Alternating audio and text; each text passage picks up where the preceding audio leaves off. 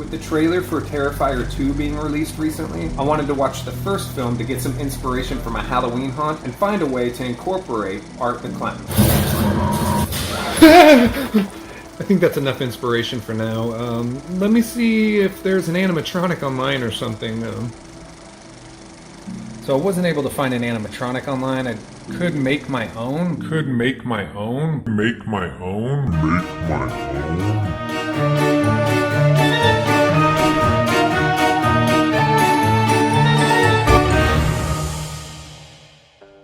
Welcome back to the channel, guys, the Psychotic Circus of Savannah. We have a bit of a different video this time. I'm going to be showing you how I'm going to create an animatronic out of a mask and a costume. The first thing we're going to do is grab a mask that we want, grab some strong tape. I prefer to use the Gorilla Tape. Get a cardboard box or a bowl, a couple cups, a handy pair of scissors, and a package of Sika Post Fix.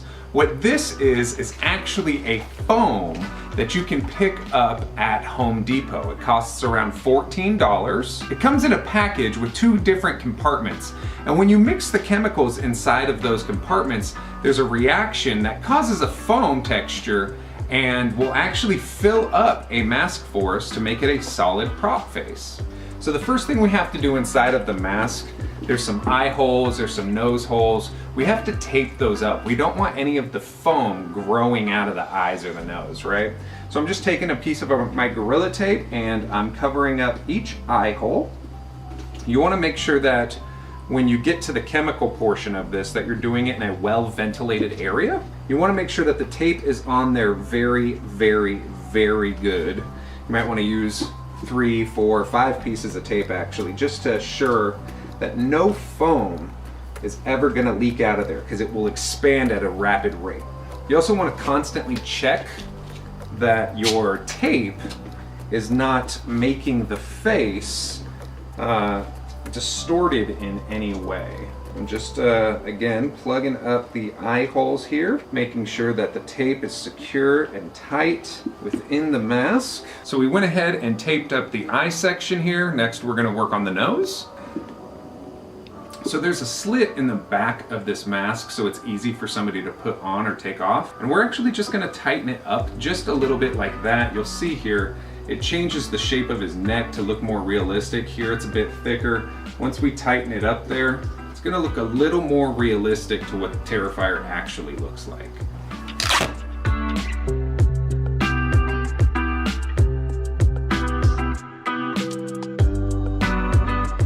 So as you see, the inside is all taped up. We have to remember this is an expanding foam that is chemicals. It's pretty much like a science experiment. So make sure you have your gloves on when you do this. And we also have to make sure, you can see here that as the stuff expands, it could distort his face. So we're gonna constantly be moving it to make sure that it stays true to its form. I think if we can get it looking as close to this as possible, it's a win. We may F it up and we'll see how that works too. So first we're gonna go ahead and cut open one side of this. Again, you wanna make sure you're in a well-ventilated area. And we are going to try to pour as much of this as possible into a cup.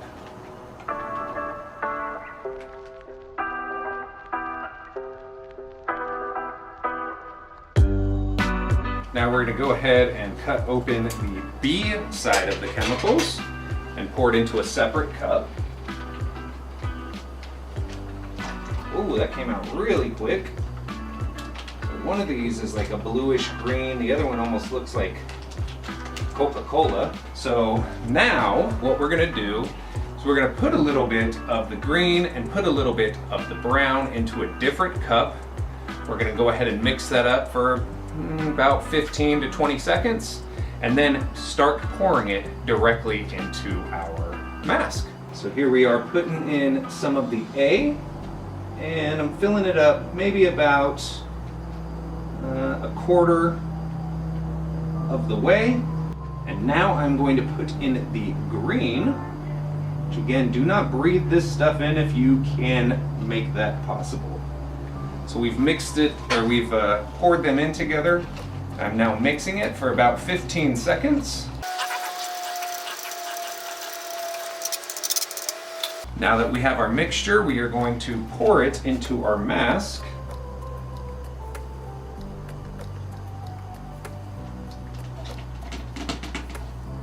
So the mixture is in our mask. You can see it already starting to foam up. Again, what we're gonna want to do is watch the shape of this, make sure that it's getting all the crevices but not stretching them out in any way. The foam is definitely rising. You can see the foam is rising and you can actually feel a bit of heat coming through the mask onto my gloves. So we're just gonna kind of mix this around a little more as it's starting to rise up to the top. Go ahead and set that down. We went ahead and filled up the head with Art the Clown. You'll see that some of this foam actually came above his neck. It's completely fine. We can just clean up the neckline and actually shave that off once it's completed. But as you can see, this is a pretty solid foam-filled mask. We're gonna let it sit overnight, check it out tomorrow, and start getting him ready to join the rest of his body. So it's been about 24 hours or a little less than. Our foam has hardened. I went ahead and trimmed off the bottom here, so as you can see, nice and sturdy mask. I also went ahead and did these kitchen gloves for hands. We have one that just looks like a straight hand, and then we have this one. I'm gonna be putting a scalpel in his hand. If you don't know, Art the Clown loves to use a scalpel as one of his many weapons. So first things first, I need to paint these a fleshish color. Then I'm gonna take some stuff called Old English, and it's usually used on wood to cover up scratches, just to kind of muddy and dirty up his fingers like they are in the movie. And then we're gonna put his gloves on. So that's what we're doing now.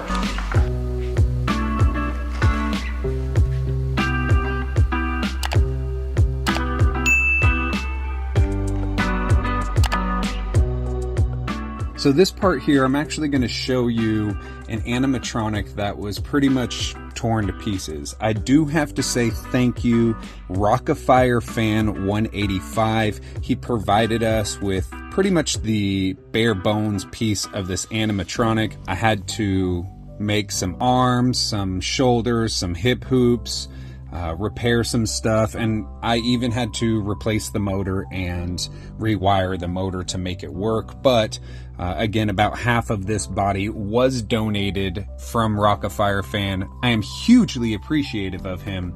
If you can, please go ahead and check out his channel. So what I'm doing is putting the costume on this makeshift animatronic body.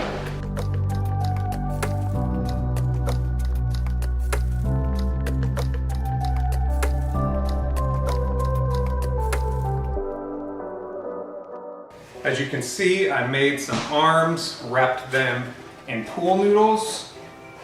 Also made him have a hip hoop. I'm not sure about the size of it just yet. That's why we're putting on the costume before we permanently attach his head. Hoping that this works out just as good as I envisioned it. I'm really happy with the wires that are making his arms look realistic. Altogether, this looks like a legit animatronic so far. I just have to attach his hands, his head, and give him a weapon. So now we're just gonna unzip his costume. What I'm trying to get to is this neck bracket right here. That's gonna hold his head in place. I went ahead and made kind of a makeshift staple, I guess you could say. And what I'm gonna do is put it through the holes in the neck bracket, twist it up, and then shove it into the foam-filled mask. So now the concept is to take this foam-filled mask and pretty much put it right over those prongs to hold it into place.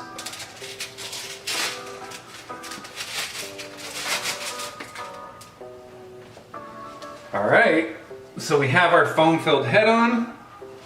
We're gonna go ahead and put his costume back up. So these are just foam-filled dish gloves. You can see the foam out the top. Painted it with this fleshy color.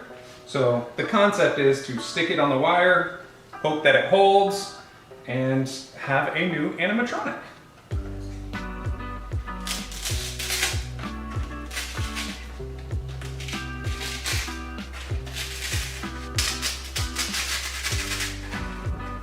sleeve up, over the glove, and then we're gonna dirty his fingers. We're gonna put gloves on him still, and he's gonna hold a scalpel. So I'm just making his fingers look a little more dirty, similar to how they were in the movie. Right now they're a little too clean, so I got a tiny bit of black paint. Hitting his gloves a little as well, with some of that dinginess.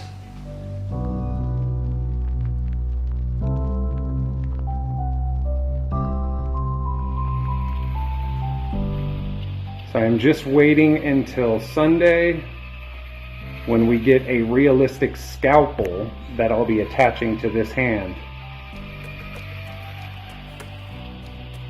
I don't think the video is doing it justice of just how creepy this guy looks.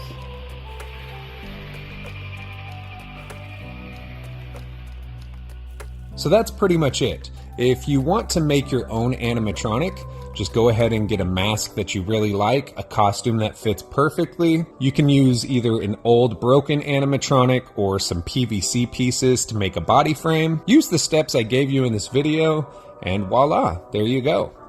Thank you guys so much for watching this video, and as always, happy hunts!